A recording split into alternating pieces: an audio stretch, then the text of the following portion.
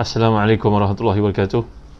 Innal hamdalillah nahmaduhu wa nasta'inuhu wa nastahdihi wa nastaghfiruh wa natubu ilaihi wa natawakkalu alaihi wa na'udzu billahi min shururi anfusina wa sayyiati a'malina. May yahdihillahu fala mudilla lahu wa may yudlil fala hadiya lahu. Allahumma salli wa sallim wa barik ala Muhammad wa ala ali Muhammad kama sallaita wa sallamta wa barakta ala Ibrahim wa ala ali Ibrahim fil alamin innaka Hamidum Majid. Amma ba'd. Allahumma anfa'na bima 'allamtana wa 'allimna ma yanfa'una wa zidna 'ilman yuqarribuna ilaika ya Rahman. Waalaikumsalam warahmatullahi wabarakatuh. Nur Fahidah, Hafizah Ridwan, Zamzul Amin, Ustaz Syafiq Murad, Ummu Aisyah, Nisa Nur Hasanah, Abu Abdurrahman Yusuf, Kak Long dan semua yang hadir pada malam yang mulia ni. Izwati Ibrahim. Ayat kita adalah ayat 80 hingga 82 di surah Al-Isra, iaitu firman Allah Subhanahu wa taala, A'udzu billahi minasyaitonir rajim. Wa qur rabbi adkhilni mudkhala sidqin wa akhrijni mukhraja sidq waj'al li min ladunka sultanan nasira.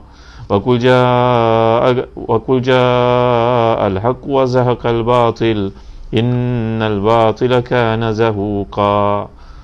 وَنُنَزِّلُ مِنَ الْقُرْآنِ مَا هُوَ شِفَاءٌ وَرَحْمَةٌ لِلْمُؤْمِنِينَ مَا هُوَ شِفَاءٌ وَرَحْمَةٌ لِلْمُؤْمِنِينَ وَلَا يَزِيدُ الظَّالِمِينَ إِلَّا خَسَارًا. Sadaqallahul Azim. Bagi yang memiliki tafsir Ibn Kathir pada minggu ni, lihat pada jilid yang kelima, muka surat 388. Jilid kelima, muka surat 388 ya.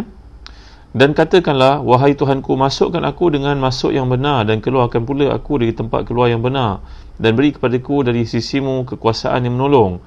Dan katakanlah, yang benar telah datang, yang batil telah melenyap. Sungguhnya yang batil adalah satu yang pasti lenyap. Dan kami turunkan Al-Quran itu suatu yang menjadi penawar dan rahmat bagi orang-orang yang beriman. Dan Al-Quran itu tidaklah menambah apa-apa kepada orang yang zalim melainkan kerugian. Baik tuan-tuan ya. Kalau kita perhatikan pada muka surat 398, sekali lagi kita ulang, Imam Ahmad menukilkan dari Ibnu Abbas radhiyallahu anhuma berkata bahawa Rasulullah SAW dahulu tinggal di Mekah, kemudian baginda diperintahkan untuk berhijrah ke Madinah. Berkaitan hal itu, Allah telah menurunkan ayatnya, wa qur rabbi adkhilni mudkhala sidqin wa akhrijni mukhraja sidq waj'al li min ladunka sultanan nasira. Telah pun saya jelaskan kepada tuan-tuan semalam kenapa Allah mulakan di sini, masukkan aku tempat masuk yang benar, keluarkan aku di tempat keluar yang benar. Ia merujuk kepada keadaan Nabi SAW ketika berhijrah. Jadi Nabi belum keluar dari Mekah, Allah telah mengajar baginda untuk berdoa kelangsungan kebaikan itu berlaku di tempat yang difardukan, yang diperintahkan oleh Allah untuk baginda berhijrah padanya, iaitu Madinah. Jadi begitu juga lazimnya dalam seseorang nak berniaga, apabila dia telah mulakan perniagaan, nak menceburi bidang yang baru, jangan abaikan lama. Kalau orang itu nak berhenti kerja padahal kerjanya belum pasti lagi, bimbang bahawa apa yang dijangkakan dicapainya ketika dia berhenti daripada kerja yang asal, takut tak berbaloi.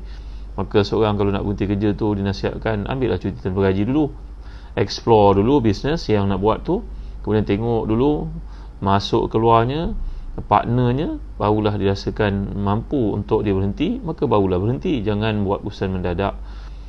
Ini nasihat daripada orang yang berkeahlian dalam bidang ni, berpandukan kepada ayat Allah Subhanahu wa taala.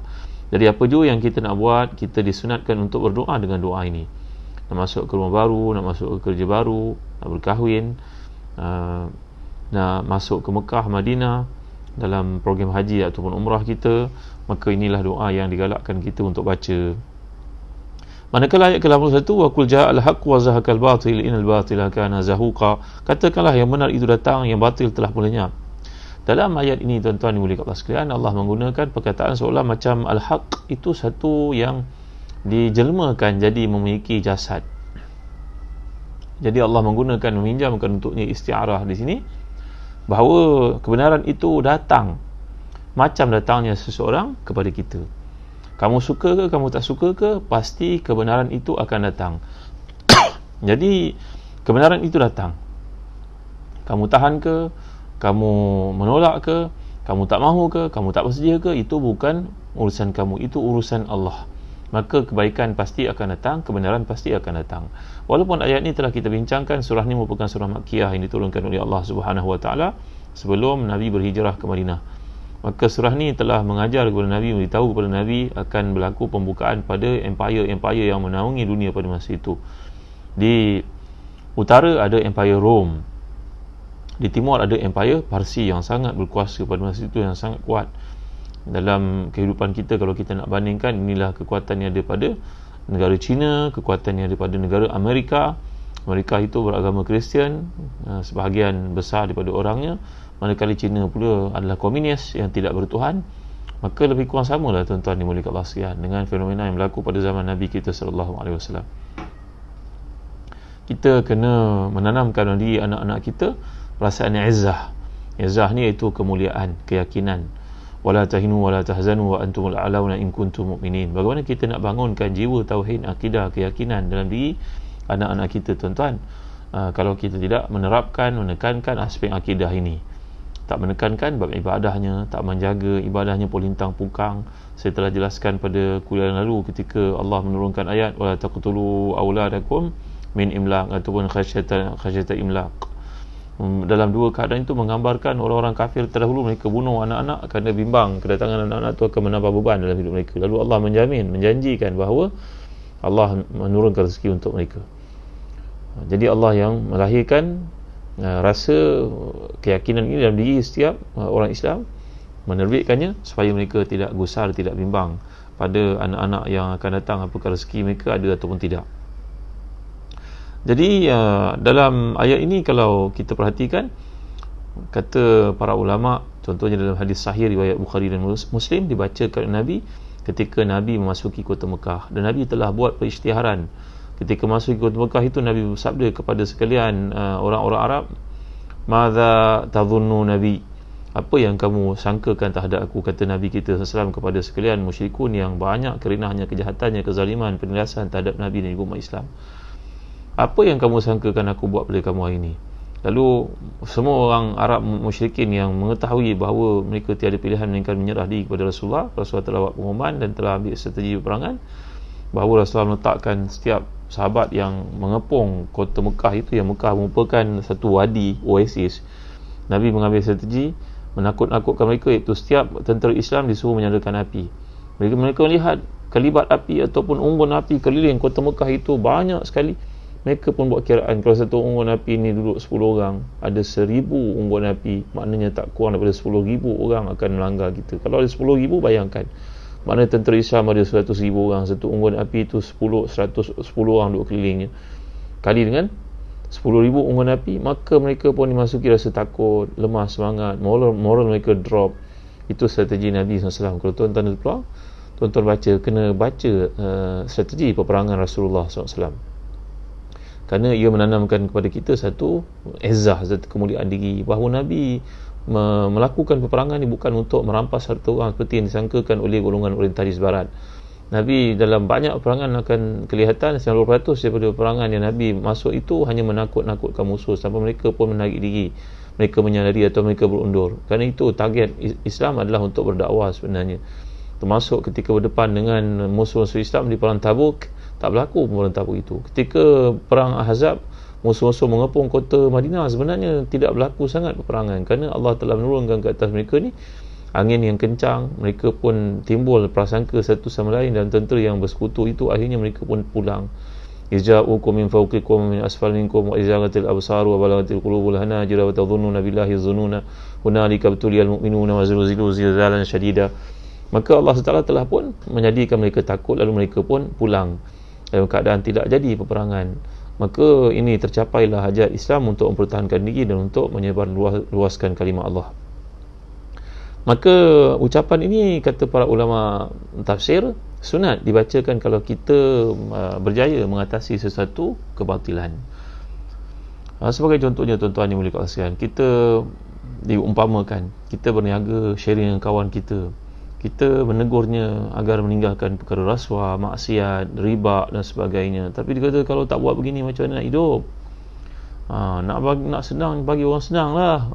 Ni istilah setengah orang kan, tuan-tuan. Dr. Atuk Nabulisi bawa fenomena ini berlaku di negara-negara umat Islam di mana orang-orang salih ni tersepit kerana dia berdepan dengan situasi terpaksa bagi rasuah, kalau tidak tak dapat peluang bisnes, maka kawannya cair hati, orang ajak pergi jelah dalam apa saja benda, hiburkan orang itu ke karaoke, ke main golf, mula-mula main golf saja, lama-lama meningkat kemaksiatan itu, macam-macam lagi perkara dilakukan hanya untuk menangi hati orang yang nak beri kepada dia kontrak. Maka terlibatlah dengan berbagai bentuk aneka bentuk maksiat, tuan-tuan yang berlibat sekalian. Orang ni puasa susah, bawa pulang rezeki yang tak bersih, takut kalau hari raya je kena bawa beg besar penuh duit cash, bagi-bagi pada orang tertentu yang bagi pada dia rezeki, disangkanya bukan Allah itu. Ni Dr. Latif Nabulusi bercerita, di Syria rupanya sama macam Malaysia juga, keadaan orang Islam pada waktu itu terjebak kepada macam bentuk rasuah. Maka akhirnya si fulan ini, alhamdulillah ni, berdoalah pada Allah pagi petang siang malam, berdoalah selamat daripada ujian ini. Kawannya sudah pun hanyut dalam karam dalam lautan hawa nafsu syahwat itu. Akhirnya mereka pun mencapai satu persetujuan untuk berpisah, split. Maka sunat baca ini, wa qul ja'al haqq wa zahaqal batil innal batila kana zahuqa. Kalau kita contohnya kena sihir, kemudian dengan izin Allah kita beramal, berdoa, beruqyah, jampi-jampi yang dibenarkan, maka kita pun selamat daripada sihir itu. Maka ucapkan wa qul ja'al haqq wa zahaqal batil innal batila kana zahuqa. Kalau kepimpinan itu merupakan kepimpinan yang korup, yang rosak, yang menyebelahi orang-orang kafir, yang tak berfikir kebaikan untuk umat Islam, maka bila mereka berakhir kita ucapkan wa qul ja'al haqq wa zahaqal batil innal batila kana zahuqa. Sunat untuk ucapkan, yundab. Nudbah ini satu benda yang digalakkan. Jadi tuan-tuan dan hati dan dikasih sekalian, inilah contoh-contoh yang dikemukakan oleh Dr. Latif Nabulusi. Lil muslim yaqra hadhihi al-ayah hinama yazhaqul batil. Famasalan in tamakkana min izalati munkar bil bait falyatlu hadhihi al-ayah. Begitu juga kalau kat rumah kita berjaya membuang sesuatu kemungkaran, maka ucapkan kalimah ini. Kita beli rumah milik orang bukan Islam. Ini menarik juga untuk bincang. Kita beli rumah orang bukan Islam. Orang bukan Islam itu dulu bela anjing, kena tak sertu sama rumah tersebut, tuan-tuan. Apa hukumnya? Dalam fatwa para ulama tak disuruh kita untuk menyertu rumah, tuan-tuan. Kerana pada zaman Nabi SAW, Nabi telah berikan bekas berjana untuk seorang sahabat mengambil hadas besar, mandi hadas besar dengan bekas tersebut.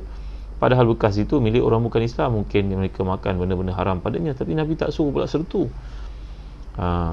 Kalau kita baca dalam kitab hadis ayat-ayat hukum oleh Ibnu Mulaqqin, nanti ada peluang saya bawa kitab ini untuk talaqi dengan tuan-tuan, hadis-hadis hukum Ibnu Mulaqqin, hadis-hadis yang disepakati dalam mazhab Syafi'i bagi membuktikan mazhab Syafi'i diasaskan di atas dalil-dalil naqli yang kuat, Quran dan juga sunnah, Quran juga hadis. Bukan macam sebahagian orang jahil kata mazhab Syafi'i ini banyak menggunakan akal fikiran, tak ada dalil daripada Quran, daripada hadis. Ini kata-kata tak bertanggungjawab, tuan-tuan. Hadis yang pertama daripada kitab Ibnu Mulaqqin itu dalam hadis-hadis hukum menunjukkan bahawa Nabi telah pun menggunakan bekas yang diambil daripada orang bukan Islam, dan Nabi suruh sahabat itu mandi junub dengannya. Ini membuktikan bahawa Nabi tak suruh sertu bekas tersebut. Maka kalau dikiaskan dengan keadaan pada hari ini, kita boleh pakai dry clean mesin basuh yang bukan Islam pakai. Kita boleh, kalau kita pergi ke negara-negara barat macam Jerman, France, kita duduk kat hotel budget, kita duduk kat bilik hotel itu, pinggan mangkuk yang ada, kita tak perlu sertu, tuan-tuan dimulai Allah sekalian. Walaupun mereka kuat makan khinzir dan sebagainya, tak disuruh kita untuk buat begitu.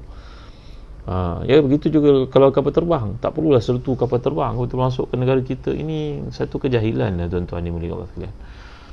Baik, bila kita tiada ilmu, itulah yang kita lakukan. Kita bangga dengan benda yang kita rasa betul, padahal Islam tak suruhlah kita seperti itu. Takalluf yang melampau-lampau macam tu, tuan-tuan. Baik, kembali kita kepada ayat ni. Kalau kita beli rumah bukan Islam, tak suruh untuk sertu rumah itu, walaupun orang bukan Islam itu pernah bela anjing dan minum arak dan sebagainya. Kalau dibagi pemangkuk, dibagi oven kepada kita, gunalah, tuan-tuan. Tak ada disuruh kita untuk sertu, tuan-tuan. Allahu Akbar. Ini kejahilan menyebabkan banyak kesilapan berlaku. Pergi sertu oven tu rosak lah, tuan-tuan, di bawah elektrik kan. Allahu Akbar, la ilaha illallah Muhammad Rasulullah. Jadi Nabi Haji Ahmad dan sahabat yang dimuliakan Allah sekalian. Ini Ustaz Nabil ke? Baik, jadi kita bincangkan kembali ayat ni tadi. Sunat dibacakan kalau kita berjaya mengatasi perkara-perkara kebatilan. Kita tinggalkan riba, kita berpisah daripada kawan yang bersama dengannya bersekutu dan syarikat itu, dorongan untuk melakukan maksiat banyak, terlibat dengan rasuah dan sebagainya, kita tinggalkan, kita split daripada dia. Baca ayat ini. Kita berjaya beli rumah orang bukan Islam, tak perlulah kita untuk sertu dalamnya, kita membuang segala kemungkaran dalam rumah itu, patung dan sebagainya. Bacalah ayat ini. Ya, anak kita meninggalkan kemaksiatan, bertukar menjadi orang baik, baca ayat ini. Ini merupakan satu permintaan kepada Allah supaya kebatilan itu terus berakhir dan digantikan dengan kebaikan padanya. Ini dalam ilmu tasawuf nama dia takhliyah dan juga tahliyah. Takhliyah dengan tahliyah. Satu kha. Ada kalangan tuan-tuan yang mencadangkan saya supaya ada whiteboard. Saya pandang cadangan ni sangat konstruktif. InsyaAllah lepas ni kita ada whiteboard. Saya tulis apa pun yang tuan-tuan tak faham. Takhliyatun. Takhliyatun dia dalam perkataan ta, kha yang ada titik tu. Takhliyatun berarti kita membuang, menanggalkan. Kalau kita nak bagi rumah itu cantik, kita kena kikis. Beli rumah kan, kita kikis catnya, buang segala perabot yang tak diperlukan, barulah kita cat yang baru, kita beli perabot yang baru. Maknanya ini nama takhliyatun, membuang segala mazmumah, kena buang dulu, kemudian barulah datang tahliyatun. Tah ni iaitu hak, orang panggil hak pedas, alhamdu. Jadi tahliyatun selepas takhliyatun. Jadi ayat ini mengajar kita satu prinsip yang penting dalam hidup. Kalau kita nak membuang, nak memberi, mengajar seorang itu akhlak yang mulia, kena didik dia untuk buang semua sifat-sifat mazmumah dulu. Itu sebab tuan-tuan yang mulia Allah sekalian, Imam Ghazali menyentuh panjang lebar dalam kitab Ihya Ulumuddin bagaimana nak menanggalkan, membuang sifat-sifat mazmumah daripada diri. Ini yang kita berdoa, kita berrajin baca Quran, bangun malam, berpuasa, kita berdamping dengan orang salih. Ini adat untuk membersihkan hati daripada adab, cara, teknik membersihkan hati. Nombor satu, kena istighfar, qiyamul lail, baca Al-Quran dengan tadabbur, duduk dengan orang-orang salih, dan banyak berpuasa ataupun makan secara sederhana. Ini 5 kaedah untuk membersihkan hati. Kemudian barulah kita boleh hiasi diri itu dengan hati itu dengan mahmudah. Mahmudah tak boleh masuk bercampur dengan mazmumah. Nanti mazmumah akan meranapkannya, merosakkannya. Macam kita bandingkan tadi rumah, bila rumah kita nak bagi cantik, kita kena buang semua yang tak diperlukan. Kemudian barulah kita dapatkan perabot yang baru, contohnya cat yang baru, barulah dia dicantik. Kalau di atas cat lama kita nak bina cat yang baru, maka ini mustahil kita dapat mencapai apa yang kita harapkan. Baik tuan-tuan yang dimuliakan Allah sekalian, Nabi membacakan ayat ini, dan kemudian kalau kita baca dalam sirah, Nabi telah buat pengumuman ada beberapa belas orang musyrikin yang Nabi isytiharkan untuk dibunuh walaupun mereka itu bergayut pada kelambu Kaabah. Ini sirah kita kena baca lah tuan-tuan. Ambil peluang untuk baca. Jadi siapakah mereka yang berbelah-belah orang yang Nabi telah buat isytiharan untuk dibunuh ini? Dalam kitab-kitab sirah, contohnya sirah Ibn Hisham, contohnya dalam Fiqh Sirah Al-Buti, Fiqh Sirah Muhammad Al-Ghazali. Antara yang telah diwajibkan Nabi kalau jumpa orang ini kena bunuh walaupun dia bergayut pada kelambu Kaabah sekalipun. Nombor satu namanya Ikrimah bin Abi Jahal. Ikrimah bin Abi Jahal ni bapaknya adalah Abu Jahal, musuh Islam yang terkemuka itu. Yang kedua Abdullah bin Khattal. Yang ketiga Miqyas bin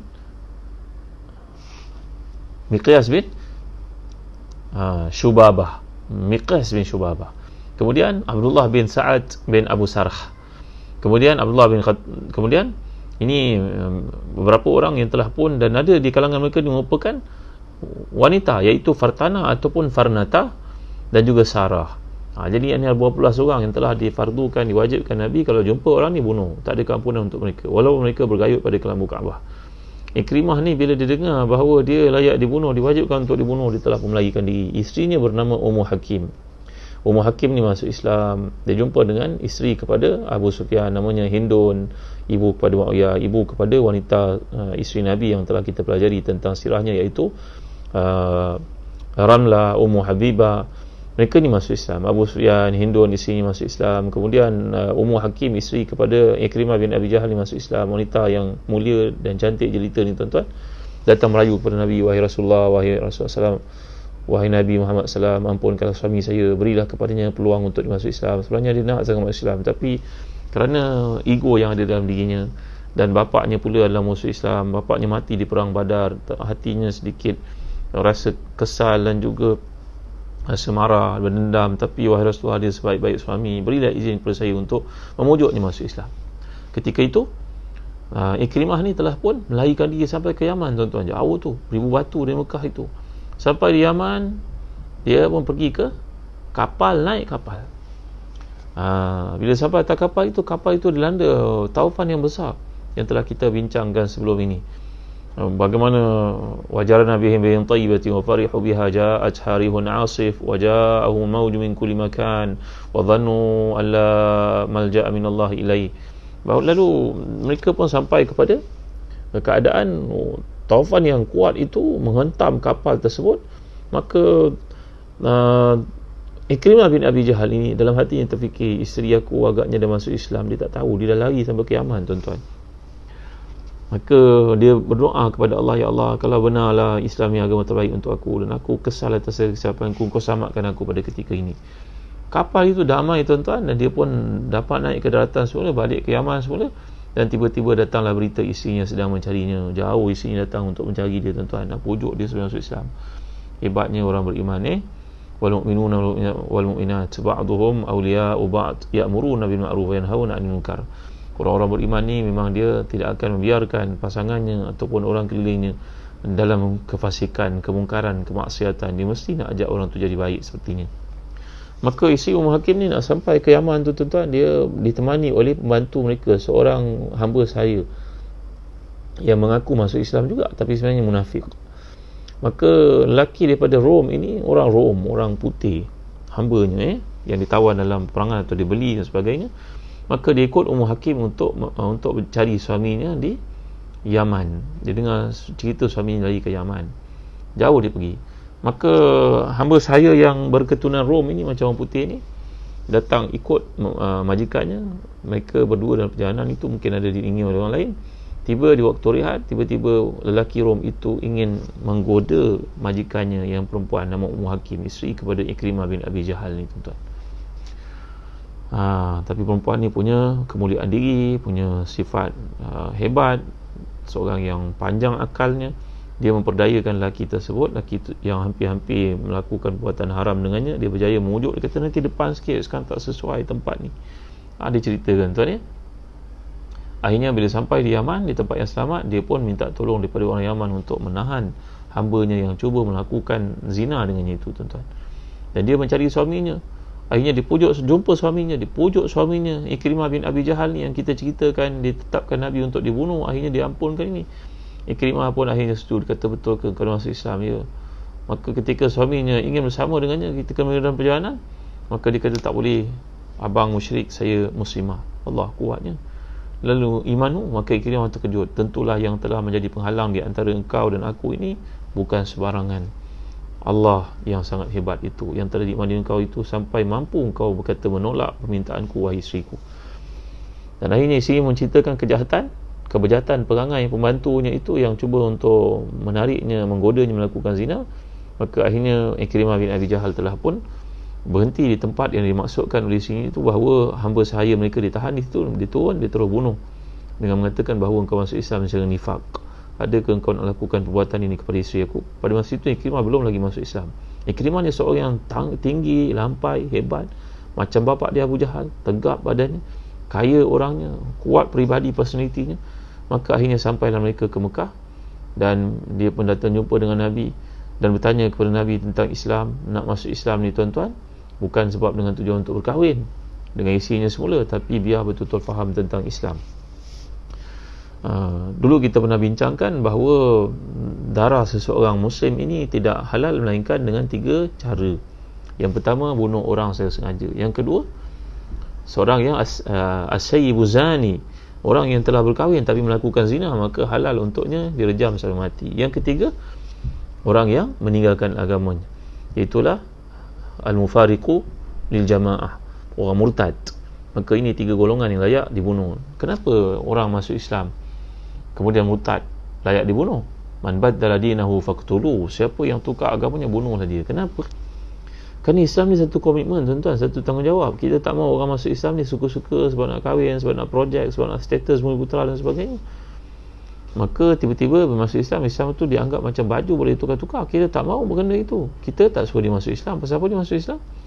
Itu sebab kalau orang masuk Islam, dia tengok ditanya, bukan menyusahkan, tapi nak pastikan betul-betul kau masuk Islam ni bukan membawa penyakit nifaq kepada orang Islam. Tak mahu kamu bawa virus, kanser, penyakit ni kepada kami.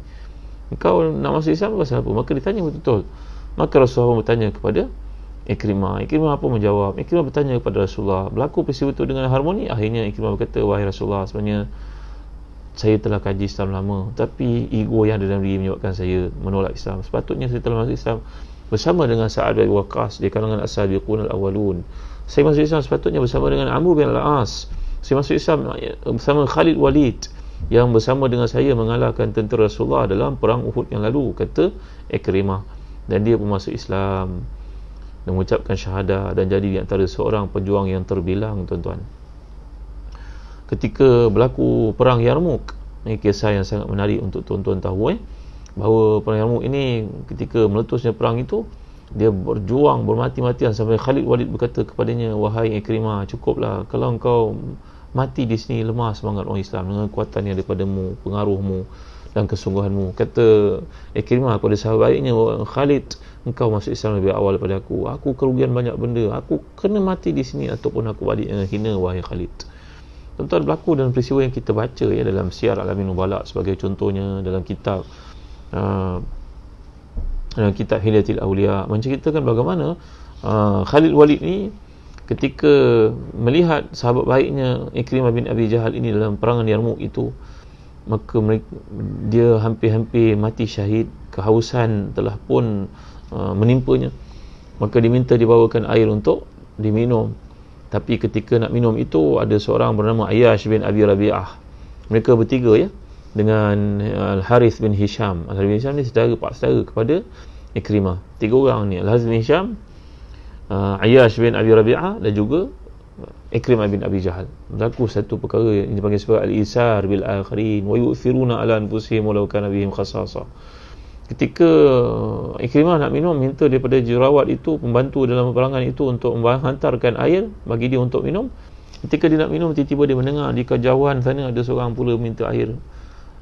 Maka dia suruhnya pembawa air itu, pergi dahulukan yang seorang lagi. Yang seorang lagi baru nak minum, dengar pula lagi seorang minta untuk air diminum. Maka yang kedua pun tak ada diminum, suruh pergi pada yang ketiga yang suaranya terintih minta bantuan air. Maka yang bawa air ni pun confused, bawa air itu lari pergi pada yang ketiga. Tiba pada yang ketiga, Al-Harith bin Hisham ni telah pun mati syahid, tuan-tuan. Balik kepada Ayyash bin Abi Rabi'ah, Ayyash bin Abi Rabi'ah pun telah meninggal dunia. Lari semula pada Ikrimah yang pertama tadi untuk bagi air, Ikrimah pun dah mati syahid. Tengok kesungguhan para sahabat untuk mendahulukan orang lain walaupun mereka punya hajat. Di situ yang Allah puji sifat para sahabat ni, wa yu'thiruna ala anfusihim walau kana bihim khasasah. Mereka mendahulukan orang lain lebih pada diri sendiri walaupun diri sendiri sangat memerlukan pada waktu itu. Ini iman yang paling tinggi, tuan-tuan. La ilaha illallah Muhammadur Rasulullah, masya-Allah tabaraka wa taala. Kalau kita tak boleh sampai ke iman seperti ini, janganlah buat susah kat orang lain. Janganlah jadi orang jahat ni, orang sebut keburukan kita. Duduk berjiran, pergi buang sampah kat rumah orang. Duduk berjiran, buang kulit durian makan musim ni kat rumah orang. Duduk berjiran, parking kereta sampai orang sebelah rumah tak boleh nak keluar rumah. Anak perempuannya pula menggigil nak keluar baru dapat lesen. Tuan-tuan, ini sifat tak bagus, tuan-tuan. Jadi kembali pada kisah Ikrimah bin Abi Jahal yang telah Nabi isytiharkan untuk dibunuh ini, isterinya datang merayu kepada Nabi supaya memberi peluang kepadanya masuk Islam, dan beliau menjadi salah seorang daripada yang terbilang. Ini berkaitan dengan ayat yang kita baca, wa qul ja'al haqq wa zahaqal batil innal batila kana zahuqa. Jadi kita dianjurkan untuk membaca doa ini sebagai tanda bersyukur pada Allah bila berjaya mengatasi kebatilan dalam format-format yang telah saya jelaskan tadi. Baik, kemudian kita lihat ayat yang ke-82, renungan terakhir kita pada malam ni, iaitu firman Allah Subhanahu wa taala, a'udzubillahi minasyaitonir rajim. Wa nunazzilu minal qur'ani ma huwa shifaa'un wa rahmatul lil mu'minin. ما هو شفاء ورحمة للمؤمنين ولا يزيد الظالمين إلا خسارا. Dan kami turunkan Al-Quran itu suatu yang menjadi penawar dan juga rahmat bagi orang-orang beriman.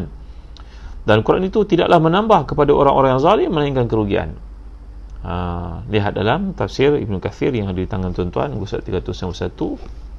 Allah berfirman memberitahu ihwal kitabnya yang turunkan kepada Nabi-Nya Muhammad sallallahu alaihi wasallam, iaitu Al-Quran, yang tidak datang kepadanya kebatilan baik di depan atau belakang. Yang diturunkan dari Rabb yang Maha Bijaksana lagi Maha Terpuji. Al-Quran merupakan ubat penyembuh dan rahmat bagi orang-orang yang beriman. Iaitulah dapat menghilangkan berbagai macam penyakit dalam hati, misalnya keraguan, kemunafikan, kemusyrikan, penyimpangan. Maka Quran menyembuhkan itu semua sekaligus sebagai rahmat yang membawa dan menghantar kepada keimanan, hikmah, melahirkan keinginan untuk mencari kebaikan, dan perkara itu tidak berlaku melainkan kepada orang beriman sahaja yang mengikutinya, membenarkannya, menjadi penyembuh dan rahmat. Sedangkan bagi kafir dan juga zalim, mendengar Quran tidak menambah kepada mereka melainkan semakin jauh, semakin kafir, semakin rusak dalam perkara itu.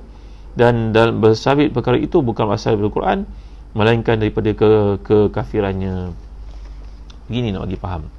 Quran turun, dia membawa nilai syifa dan juga rahmah. Setengah para ulama macam Al-Imam Mutawalli Sya'rawi yang tafsir mengatakan asy-syifa an tu'alij da'an mawjudan litabra' minhu. Syifa ni berarti satu penawar untuk engkau merawat satu penyakit yang ada pada dirimu.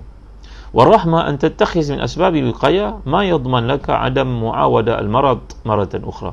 Manakala syifa, manakala rahmah pula yang dimaksudkan sini, iaitu satu benteng yang dijadikan oleh Allah sebagai satu pendinding kepadamu daripada ditimpa penyakit-penyakit yang lain. Jadi adakah rawatan yang disebut oleh Allah syifa? Syifa ni maknanya rahmat, maknanya satu penawar. Apakah penawar yang disebut oleh Allah di sini? Penawar penyakit, dia zahir ataupun batin? Adakah dia penyakit zahir sahaja ataupun batin sahaja, ataupun tidak ada kena dengan penyakit-penyakit zahir? Penyakit zahir ni umpamanya macam kurap, macam pening, macam sakit, macam penyakit fizikal, tuan-tuan yang mulia sekalian. Jadi setengah ulama mengatakan Quran ini sifatnya merawat penyakit-penyakit rohani saja, penyakit-penyakit bersifat spiritual saja, penyakit-penyakit berkaitan dengan mental saja, dia tak ada kena dengan fizikal. Apakah begitu? Ini tidak tepat kata Imam Syekh Muhammad Mutawalli Sya'rawi. Kerana apa? Kerana ada banyak bukti yang menunjukkan para sahabat Nabi ridwanullahi alaihim ajma'in telah menggunakan ayat-ayat Quran ini untuk merawat berbagai-bagai jenis penyakit yang ada. Kita boleh rujuk contohnya dalam kitab Mustadrak oleh Imam Al-Hakim, kisah tentang seorang sahabat yang pergi berdakwah di satu tempat dan kabilah itu nampaknya sangat kedekut, tidak melayan mereka dengan baik, kedekut, bakhil, tak mahu meraihkan mereka.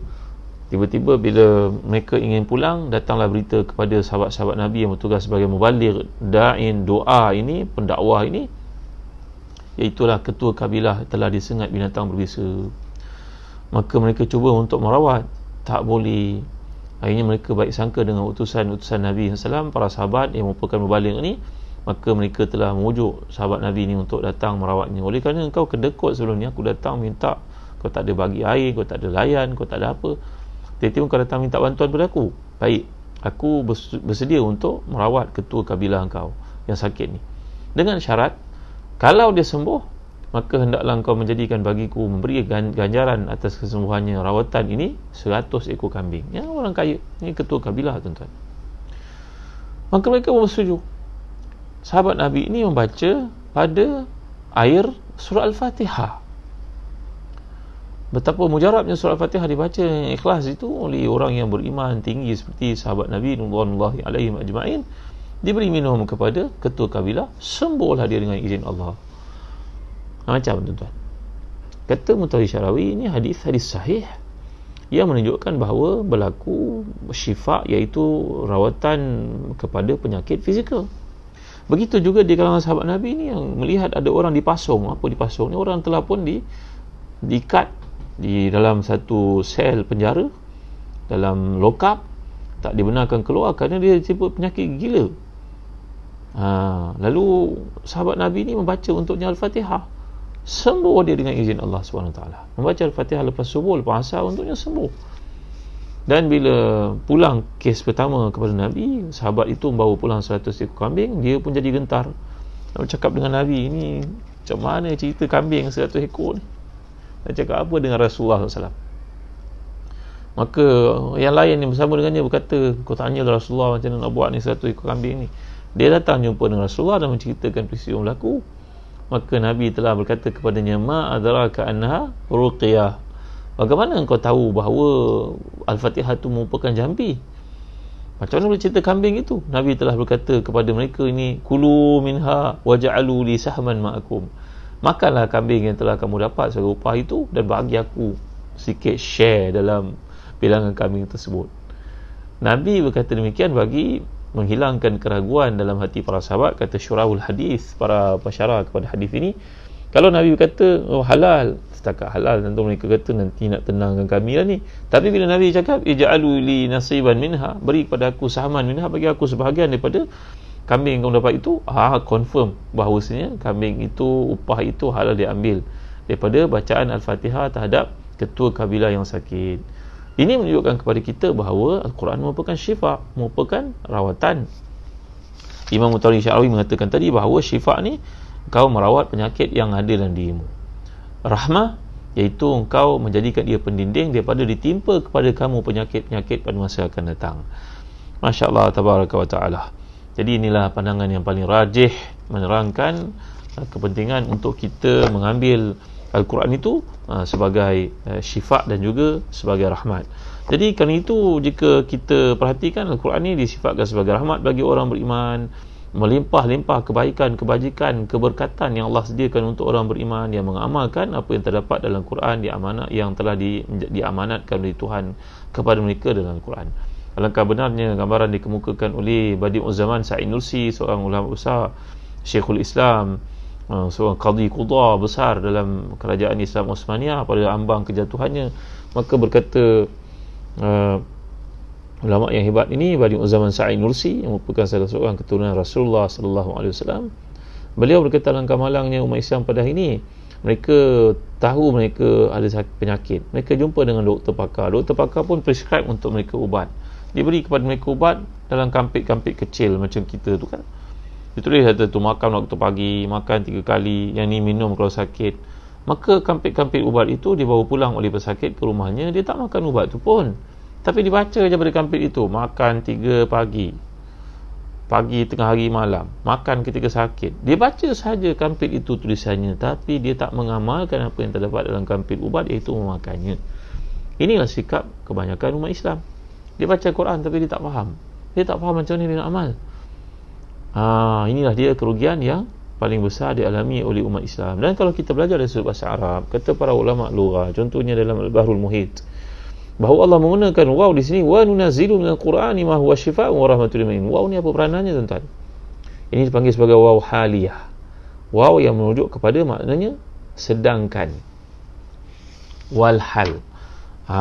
Jadi kalau kita lihat waw ini sedangkan, jadi dapat difahami seolah-olah bila lanjutan daripada ayat yang lalu, bila Allah menceritakan tentang kelebihan bangun malam dan berakhirnya kebatilan, wa qul ja'al haqq wa zahaqal batil innal batila kana zahuqa.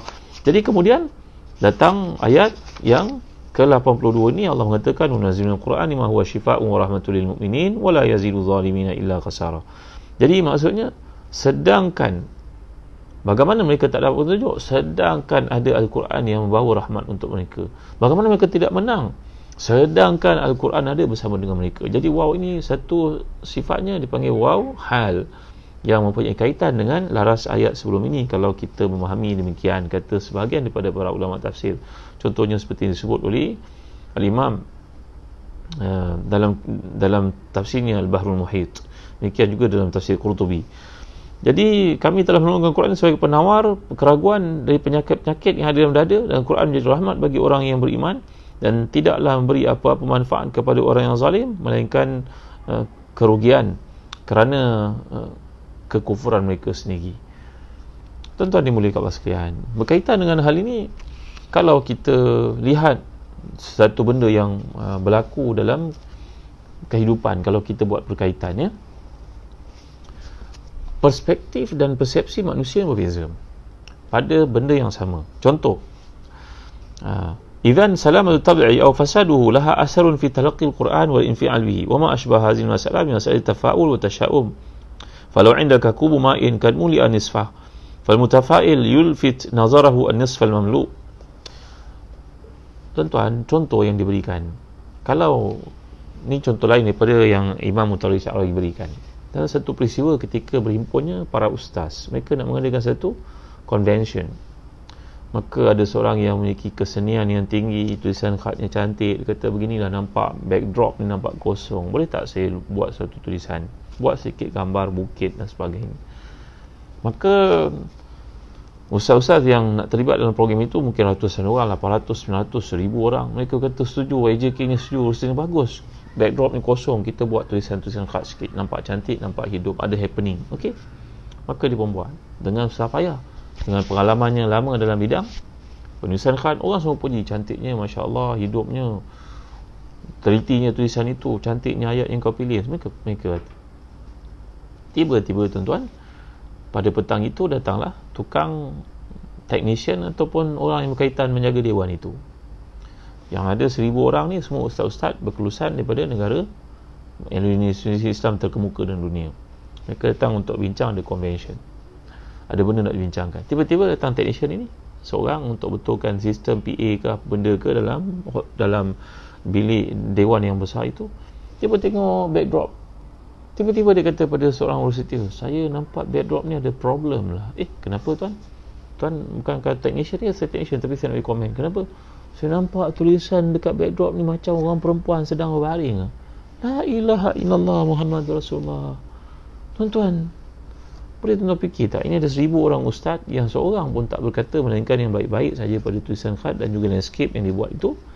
Tiba-tiba seorang, kita tak kata dia tak ada pendidikan ya, tapi bidangnya lain, dia hadir, bidangnya lain, dia datang untuk tengok dan dalam sekejap mata dia boleh baca landscape itu, gambar seorang perempuan yang tidak menutup aurat, yang sedang terbaring. Pada pandangan tuan-tuan, kenapa 1000 orang ni tak nampak melainkan yang baik? Kenapa dia seorang nampak yang buruk? Boleh tuan-tuan jawab soalan saya? Maka demikianlah yang dikemukakan oleh Syekh Mutawalli Sya'rawi dan tafsirnya, iaitu Quran itu tetap sama, tetapi bila dibaca orang yang beriman, bertambah segar imannya, bertambah sihat dia, bertambah pulih daripada penyakit-penyakit rohaninya, bertambah besar paradigmanya, bertambah lapang hatinya. Tapi si munafik, dia baca Quran yang sama, hatinya makin meluat, hatinya makin benci, hatinya makin jauh, hatinya makin rosak, kebenciannya kepada Islam meluap-luap. Ini tuan-tuan yang dimuliakan Allah sekalian. Jadi yang mana satu kita bagi memahami ayat ini turun Quran bagi orang beriman sifat dan juga rahmat. Saya dah jawabkan tadi, kata Mutawalli Sya'rawi, imam tafsir yang terkemuka di Mesir ini, sifat penyakit yang sedia ada, rahmah, benteng, bekalan untuk benda itu tak berlaku pada masa hadapan, untuk mengelakkan kamu ditimpa penyakit-penyakit pada masa akan datang. Kamu baca Quran berterusan. Tapi bagi orang munafik, ahli maksiat, kafir, lagi dibaca Quran lagi dia meluat, lagi dia benci, lagi dia jauh, lagi hatinya bungkam, resah, gelisahnya bertambah. Macamlah kisah technician ni tadi yang datang untuk membetulkan letrek. Tiba-tiba dia melihat tulisan yang ditulis seorang ustaz dan semua orang memuji tulisan cantik, landscape-nya bagus, gambar itu menenangkan, tapi bagi dia lain pula dibacanya. La ilaha illallah Muhammadur Rasulullah, masya-Allah, tabaraka wa taala. Baik, jadi tuan-tuan dan hati dan dikasih sekalian, kita lihat apa yang dikemukakan oleh Syekh Dr. Ratib Nabulsi berkaitan dengan ayat Al-Quran ni, bagaimana peranannya boleh memberi manfaat kepada orang beriman. Orang-orang kafir, mereka membincangkan ayat-ayat Quran, mereka membincangkan dari sudut saintifiknya, kajian-kajian mereka, bahawa dunia ini makin hari makin sempit, makin ramai orang. Bila ramai orang, nanti makanan tak cukup, tanah tak cukup, maka mereka ada satu istilah pada zaman penjajahan itu dipanggil TFR, Total Fertility Rate, yang merujuk kepada nanti kalau negara seperti Singapura sebagai contohnya lagi 50 tahun ke hadapan, rakyatnya bertambah, mana tanah dia nak occupy. Itu sebab kerjanya menambak laut sebagai contohnya tuan-tuan. Negara Jerman, penduduknya ada berapa puluh juta, mungkin 100 juta lebih. Maka dia berfikir nanti lagi 50 tahun ke hadapan, itu sebab dia melanggar semua negara-negara yang ada di Eropah tuan-tuan. Begitu juga British, Perancis dan sebagainya. Tapi kita orang Islam, kita tak diajar untuk mengambil hak orang lain, kerana Allah SWT telah menjanjikan dalam surah Ar-Rum, Allahul ladzi khalaqakum thumma razaqakum. Dalam ayat yang ke-40 Allah mengatakan Allah lah yang menjadikan kamu dan Allah beri rezeki kepada kamu. Buat apa kamu risau? Semua telah ditentukan oleh Allah Subhanahu Wa Taala. Jadi ini adalah sifat orang beriman, semua cukup. Tinggal lagi kalau kita tak cukup, rezeki kita tak cukup, yakinlah itu ujian daripada Allah. Kerana Allah menceritakan bahawa ujian ni sebagai contohnya, hunalika btuliyal mu'minuna wa zulzilu zizalan syadida, bahawa Allah menguji orang-orang beriman. Am hasibtum an tadkhulul jannata wa lam ya'tikum masalul ladzina khalu min qablikum masathumul ba'sa wad-dharra wa zulzilu, bahawa semua orang diuji oleh Allah. Jadi kalau kita dalam hidup kehidupan rezeki tak cukup, tak mewah macam orang lain, tak apa, hadapilah ia, mintalah tolong dengan Allah, tingkatkan usaha, maka rezeki cukup. Cuma bila kita mengalami situasi payah seperti itu, kita ingat Allah menguji kita, rezeki tetap ada. Dan kita telah bincang dalam surah Az-Zariyat yang lalu bila Allah berfirman, wa fis samaa'i rizqukum wa ma tu'adun wa rabbis samaa'i wal ard innahu lahaqqun mithla ma annakum tantiqun. Kita telah bincangkan ayat ini surah Az-Zariyat yang lalu. Di langit dan rezeki kamu, turunnya hujan, menumbuhkan pokok, itu rezeki kamu.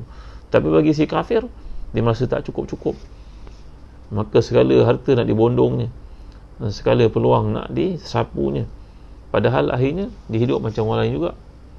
Jadi inilah ketamakan yang ada pada si kafir yang menyebabkan hatinya tak cukup-cukup. Kemudian tuan-tuan hati dan dikasih sekalian, orang-orang kafir tak ada prinsip memberi. Mereka ada prinsip tax. Tapi telah pun dibuat kajian, satu orang paling kaya di dunia di Spain, tak silap saya, dia memiliki syarikat pakaian terbesar dekat dunia ni tuan-tuan. Dia berkata nampaknya ekonomi dunia makin teruk, tidak ada jalan keluar daripada masalah ekonomi yang krisis ekonomi ini, melainkan kita amalkan prinsip ekonomi Islam. Semua orang keluar 2.5% saja zakat. Si kaya ke, si miskin ke, orang yang perempuan, keluarkan 2.5%. Kalau tak, kita usaha penat-penat, kita terpaksa buat 2 akaun. Dalam sistem kita ada 2. Satu nak beritahu kat income tax, satu sembunyi, tipu. Ada orang kata macam-macam lah. Ada tax, apa dia panggil, tax management, apa istilahnya, tax planning. Ada macam-macam tuan-tuan.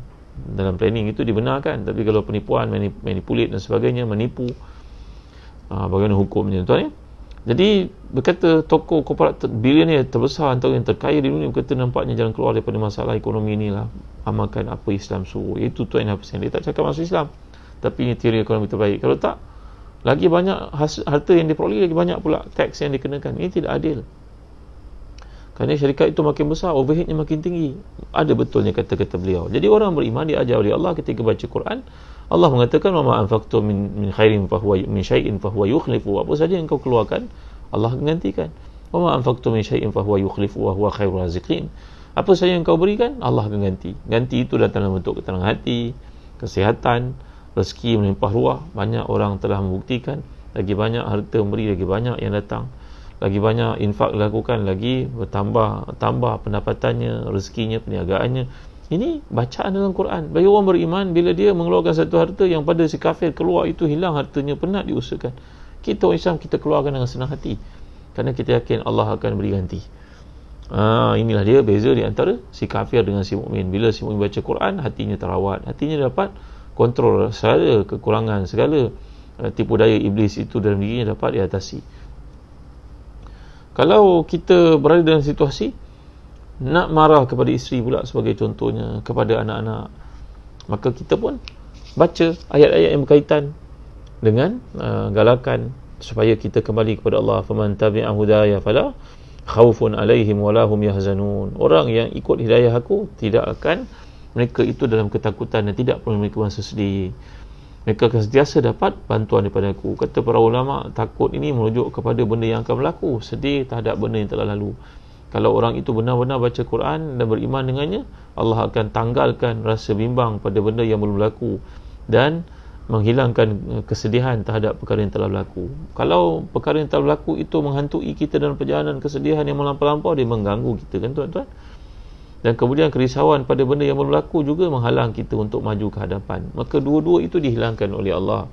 Maka orang yang jadi ayah, jadi ibu kita, ketika dia berasa dalam keadaan tertekan, marah kepada keluarga, isteri, anak dan juga anak-anaknya, isterinya, maka dibaca ayat ni dia pun fikir, lega hatinya, aku ni mencari hidayah Allah, aku ni seorang bapa, aku ada kelemahan, aku ada kekurangan, kalau aku baca Quran aku dapat jadi suami yang terbaik bila dia bersua dengan ayat-ayat seperti ini.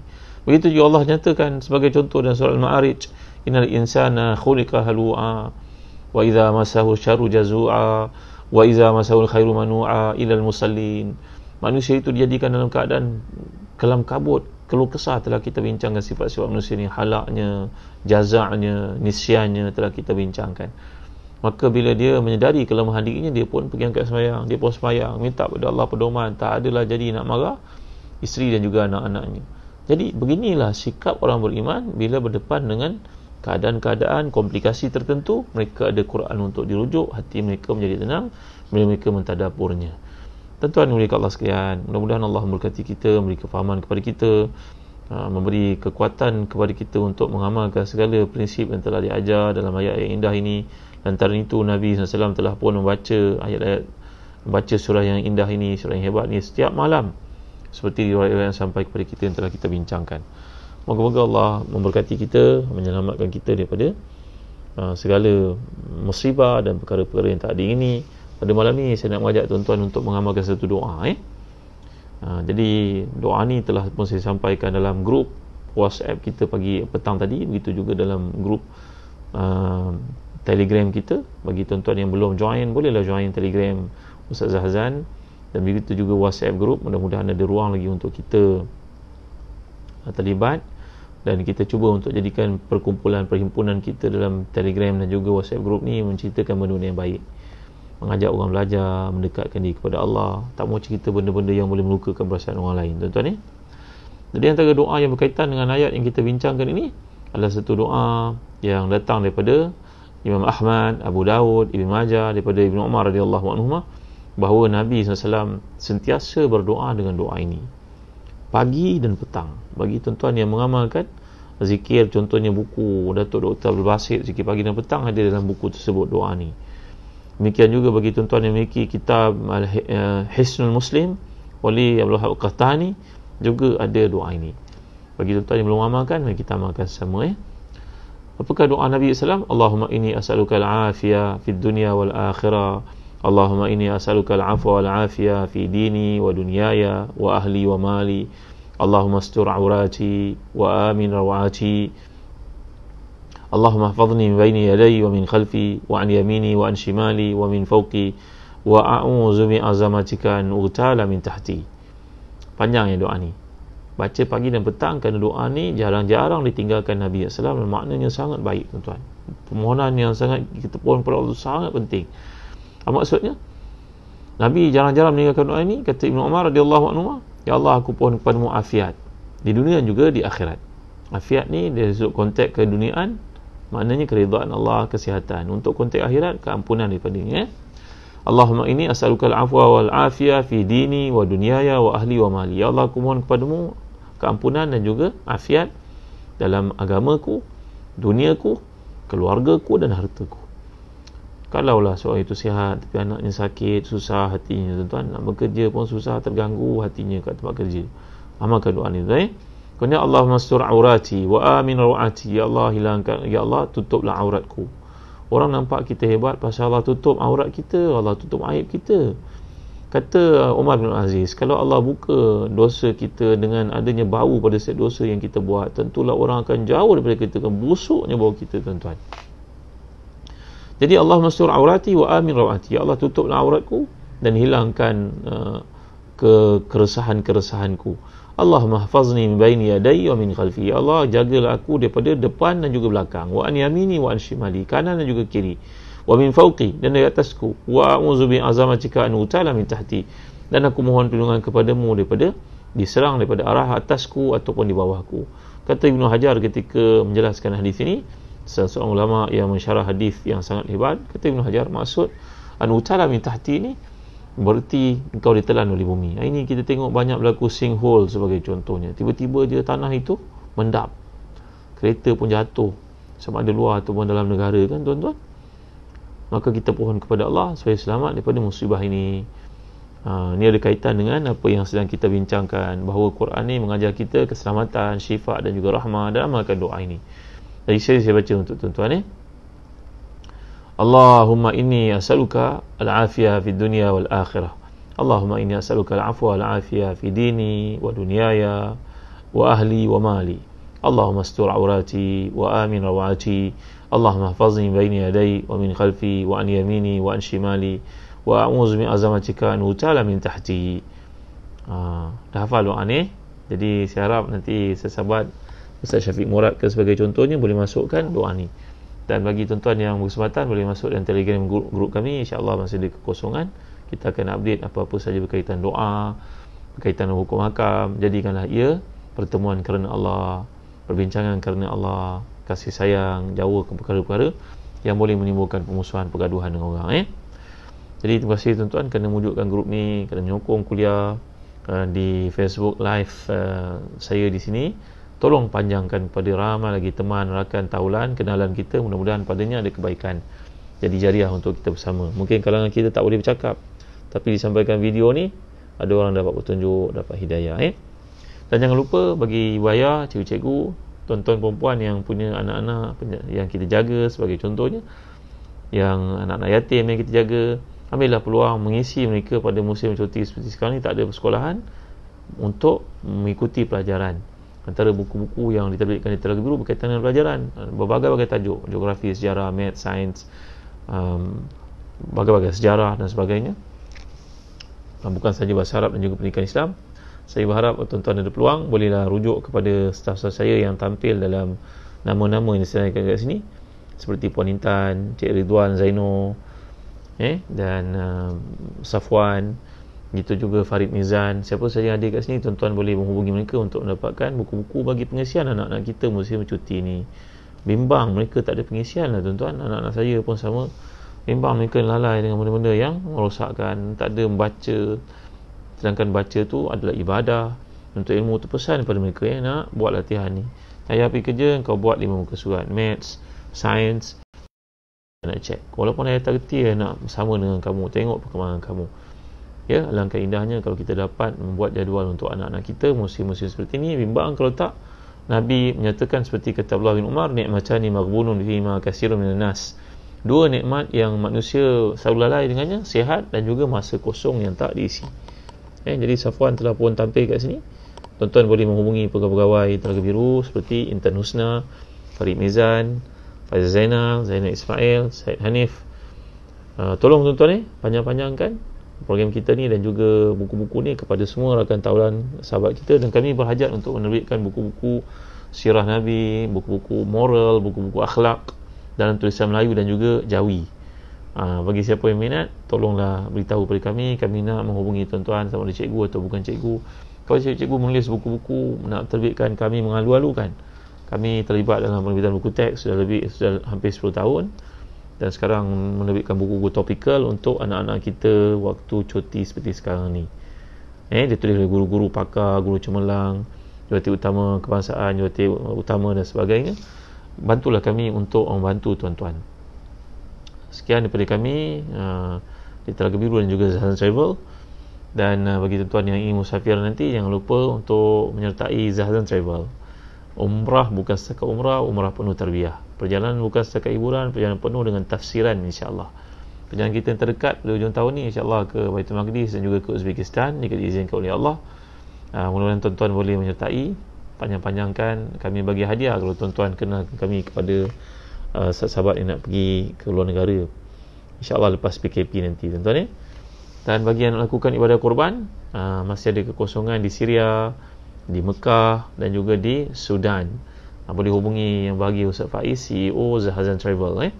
Alhamdulillah kami telah pun dapat satu komitmen daripada sahabat-sahabat di sana, dan ramai yang telah pun menyertai ibadah korban di Damsyik. Terima kasih tuan-tuan. Dan juga di Mekah dan di Sudan selepas ini kami buka. Di Mekah walaupun kita tidak mengerjakan haji pada tahun ini, tapi orang-orang susah di Mekah ramai.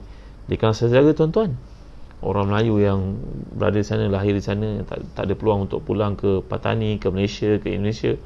Kita cuba bantu mereka. Mereka tak ada kerja sekarang kerana tak ada program haji. mereka dalam keadaan hidup melarat, kami cuba bantu mereka dengan ibadah kurban ni tuan-tuan ni. Kurban akikah, insya-Allah mudah-mudahan dapat meringankan kesusahan mereka di sana. Bagi tuan minat, jangan lupa untuk menghubungi Ustaz Faiz. Terima kasih tuan-tuan ni atas kehadiran tuan-tuan dalam kuliah kita di sini. Segala baik semuanya daripada Allah, segala kekurangan milik manusia. Mudah-mudahan kita dapat menghabiskan surah Al-Isra' dan meneruskan pada surah yang lain. Azam saya dapat membaca tafsir bersama dengan tuan-tuan. Saya dapat faham, saya dapat amal, mudah-mudahan tuan-tuan pun dapat nikmat yang sama. Jadi ini satu kamus yang menarik, namanya kamus Al-Munir. Kamus ni menekankan uslub, gaya bahasa. Kalau anak kita belajar bahasa Arab dalam KAE ataupun sekolah agama, kamus ni sangat baik tuan. Saya bagi contoh ni, lihat muka surat 377. Nazaran li zuruf allati halat bil bilad qararna ta'jil al-intikhabat li muddah sana. Melihat kepada situasi yang menimpa negara, kami memutuskan untuk menangguhkan pilihan raya selama setahun. Ni tak ada kena dengan isu politik pun. Contoh. Jadi kat sini belajar anak kita laras bahasa Arab. Kalau tak, kita punya tazawuk, kita punya taste tu banyak dipengaruhi oleh bahasa Melayu. Sedangkan laras bahasa ni kena belajar daripada orang Arab. Tengok lagi contoh yang lain. Nahnu fi hazil Madinah mahrumun minal miyah as-salihah li syurbi. Di bandar ini kami disekat dari mendapat air yang bersih. Dia guna perkataan mahrumun. Mahrumun Jadi ini penggunaan bahasa Arab. Kalau kita ambil peluang untuk teroka bahasa Arab, melihat uslub bahasa Arab yang membantu anak kita untuk menulis bahasa Arab yang baik dalam karangan-karangan mereka. Di peringkat sekolah menengah dan juga universiti. Buku kamusnya sangat baik. Okey, tuan-tuan, terima kasih. Setakat ini saja dulu. Wallahu a'lam, sallallahu ala sayyidina Muhammad wa ala alihi wa sahbihi wa sallam. Walhamdulillahirabbil alamin. Allahumma a'inna ala dzikrika wa syukrika wa husni ibadatik. Allahumma ati nufusana taqwaha wa zakkiha anta khairu man zakkaha anta waliyuha wa mawlaha bi rahmatika ya arhamar rahimin. Allahumma zidna wa la tanqusna wa akrimna wa la tuhinna wa atina wa la tahrimna wa asirna wa la tu'sir alaina wardina warda'na.